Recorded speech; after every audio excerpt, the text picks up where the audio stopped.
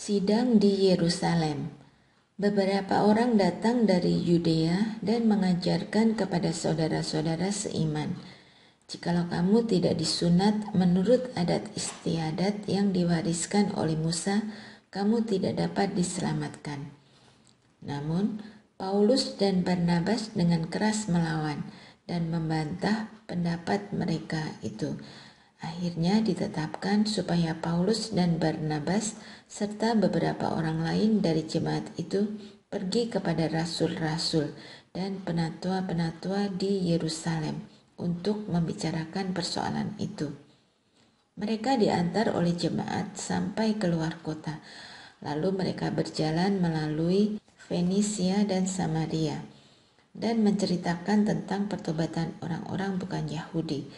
Hal itu sangat menggembirakan hati saudara-saudara seiman. Setibanya di Yerusalem, mereka disambut oleh jemaat, oleh rasul-rasul dan penatua-penatua. Lalu mereka menceritakan segala sesuatu yang Allah lakukan dengan perantaraan mereka.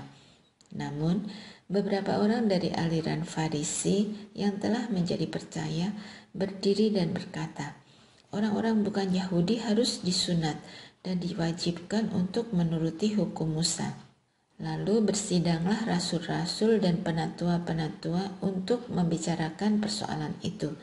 Sesudah berdebat beberapa waktu lamanya, berdirilah Petrus dan berkata kepada mereka, "Saudara-saudara, kamu tahu bahwa sejak semula Allah memilih aku dari antara kamu, supaya dengan perantaraanku bangsa-bangsa lain mendengar berita Injil dan menjadi percaya.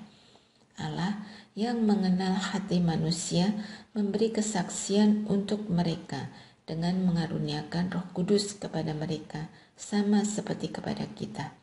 Dan Ia sama sekali tidak membeda-bedakan antara kita dengan mereka, sesudah Ia menyucikan hati mereka oleh iman. Kalau demikian, mengapa kamu mencobai Allah dengan meletakkan pada tengkuk murid-murid itu suatu gandar yang tidak dapat dipikul, baik oleh nenek moyang kita maupun oleh kita sendiri? Sebaliknya, kita percaya bahwa melalui anugerah Tuhan Yesus kita diselamatkan, sama seperti mereka juga." Terdiamlah seluruh umat itu, lalu mereka mendengarkan Barnabas dan Paulus menceritakan segala tanda dan mukjizat yang dilakukan Allah dengan perantaraan mereka di antara bangsa-bangsa lain. Setelah mereka selesai berbicara, berkatalah Yakobus, "Saudara-saudara, dengarkanlah aku. Simon telah menceritakan bahwa pada mulanya Allah menunjukkan rahmat-Nya dengan memilih bagi namanya suatu umat dari bangsa-bangsa lain. Hal itu sesuai dengan ucapan-ucapan para nabi seperti yang tertulis. Kemudian aku akan kembali dan membangun kembali pondok Daud yang telah roboh. Reruntuhannya akan kubangun kembali dan akan kuteguhkan, supaya semua orang lain mencari Tuhan, bahkan segala bangsa yang atasnya namaku disebut. Demikianlah firman Tuhan yang melakukan semuanya ini, yang telah diketahui sejak semula.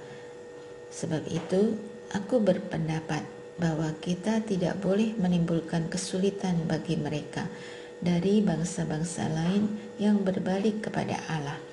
Tetapi kita harus menulis surat kepada mereka, supaya mereka menjauhkan diri dari hal-hal yang telah dicemarkan berhala-berhala, dari percabulan, dari daging binatang yang mati dicekik, dan dari darah. Sebab sejak zaman dahulu hukum Musa diberitakan di tiap-tiap kota dan dibacakan tiap-tiap hari Sabat di rumah-rumah ibadat."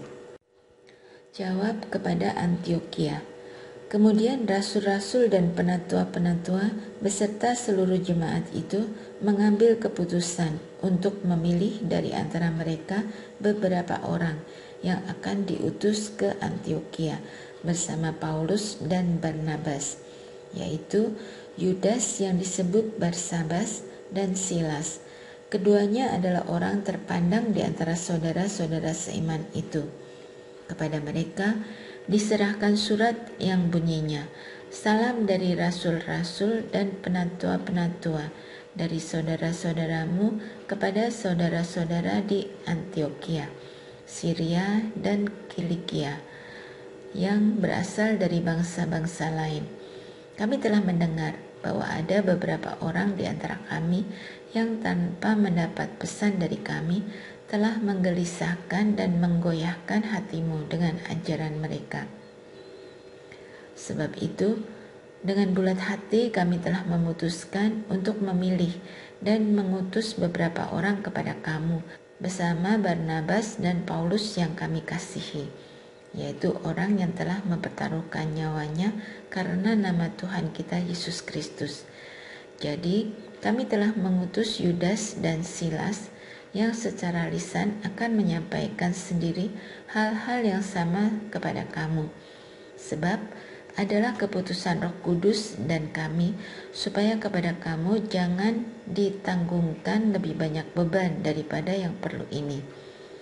Kamu harus menjauhkan diri dari makanan yang dipersembahkan kepada berhala, dari darah, dari daging binatang yang mati, dicekik, dan dari percabulan. Jikalau kamu menjaga diri terhadap hal-hal ini, kamu berbuat baik. Sekian, salam. Setelah berpamitan, Yudas dan Silas berangkat ke Antioquia. Di situ mereka memanggil seluruh jemaat berkumpul, lalu menyerahkan surat itu kepada mereka. Setelah membaca surat itu, jemaat bersukacita karena isinya yang memberi penghiburan. Yudas dan Silas, yang adalah juga nabi, banyak memberi penghiburan kepada saudara-saudara seiman itu dan menguatkan hati mereka. Sesudah beberapa waktu, keduanya tinggal di situ. Saudara-saudara itu melepas mereka dalam damai untuk kembali kepada mereka yang mengutusnya.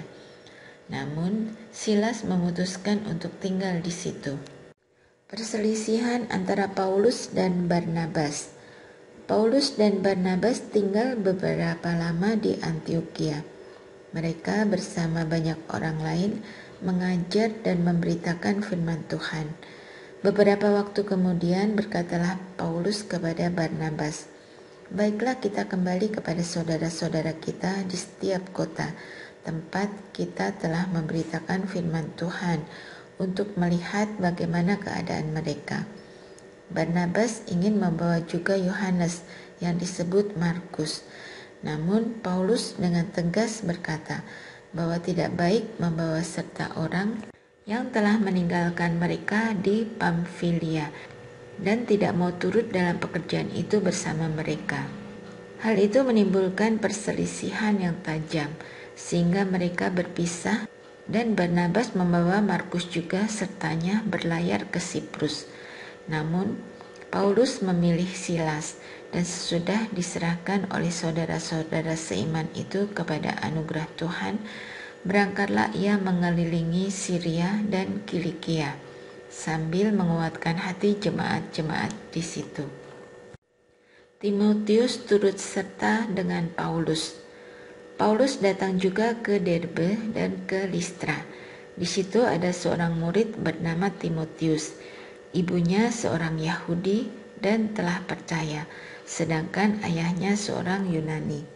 Timotius ini dikenal baik oleh saudara-saudara seiman di Listra dan di Ikonium, dan Paulus mau supaya dia menyertainya dalam perjalanan. Paulus menyunatkan dia karena orang-orang Yahudi di daerah itu, sebab setiap orang tahu bahwa ayahnya orang Yunani. Paulus menyeberang ke Makedonia. Dalam perjalanan keliling dari kota ke kota, mereka menyampaikan keputusan-keputusan yang diambil para rasul dan para penatua di Yerusalem dengan pesan supaya jemaat-jemaat menurutinya. Demikianlah jemaat-jemaat diteguhkan dalam iman dan dari hari ke hari bertambah besar jumlahnya. Mereka melintasi tanah Frigia dan tanah Galatia karena Roh Kudus mencegah mereka untuk memberitakan Injil di Asia. Setibanya di Misia, mereka mencoba masuk ke daerah Bitinia, tetapi Roh Yesus tidak mengizinkan mereka. Setelah melintasi Misia, mereka sampai di Troas.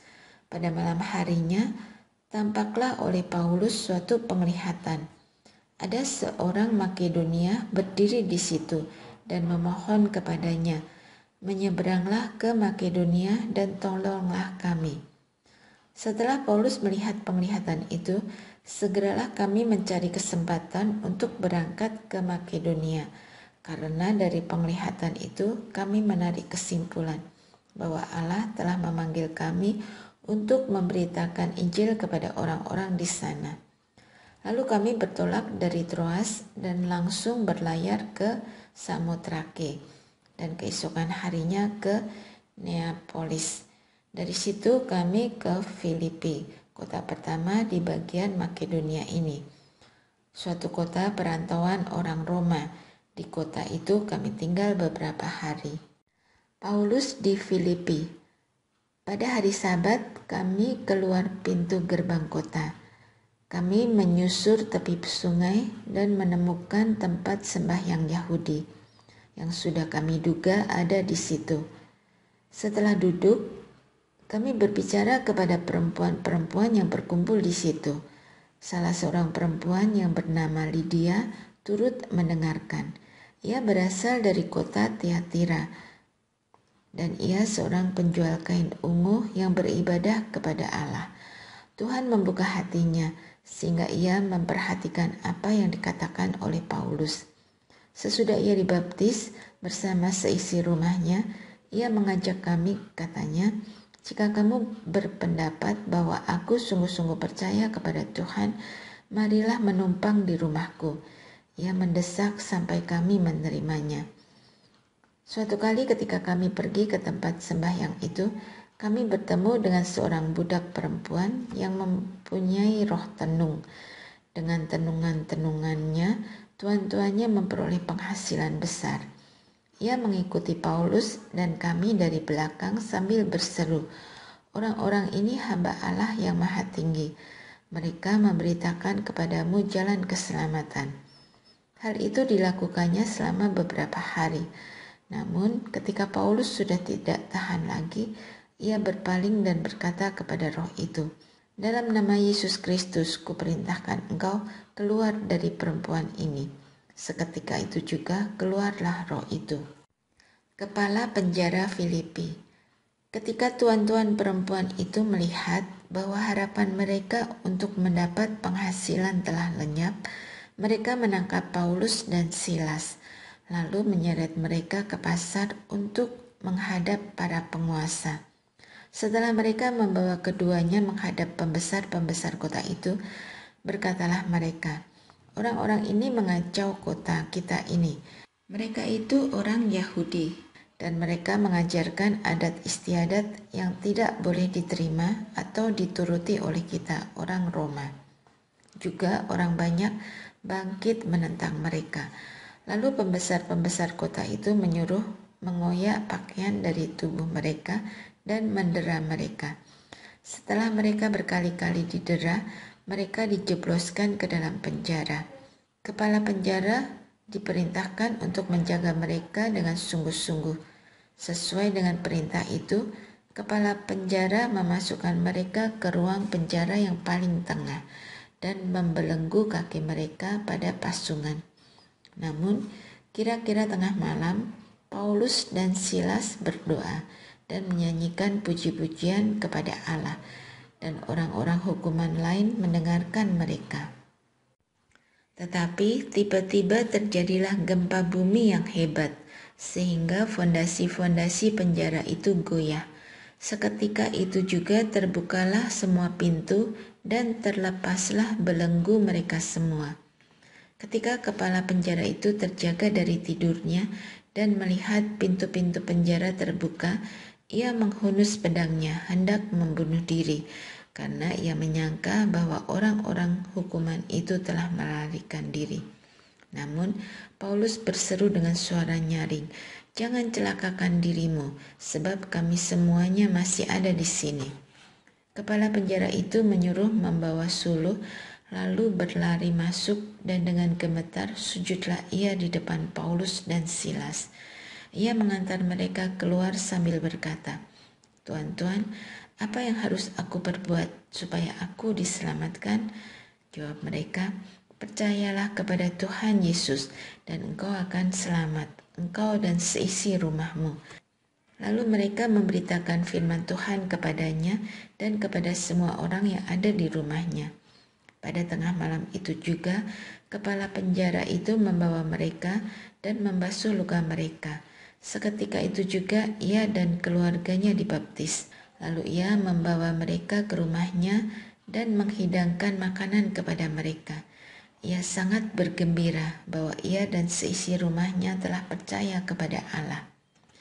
Setelah hari siang, pembesar-pembesar kota menyuruh pejabat-pejabat kota pergi ke penjara dengan pesan, "Lepaskanlah kedua orang itu." Kepala penjara meneruskan pesan itu kepada Paulus. Katanya, "Pembesar-pembesar kota telah menyuruh melepaskan kamu. Jadi keluarlah kamu sekarang dan pergilah dengan damai."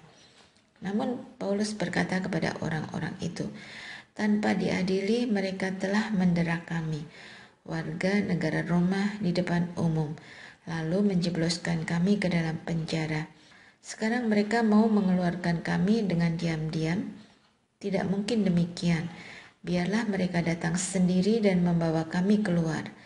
Pejabat-pejabat itu menyampaikan perkataan itu kepada pembesar-pembesar kota.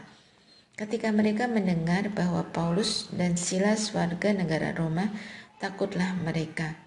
Mereka datang minta maaf, lalu membawa kedua rasul itu keluar dan memohon supaya mereka meninggalkan kota itu. Lalu mereka meninggalkan penjara itu dan pergi ke rumah Lydia. Setelah bertemu dengan saudara-saudara seiman di situ dan memberi penghiburan, berangkatlah mereka.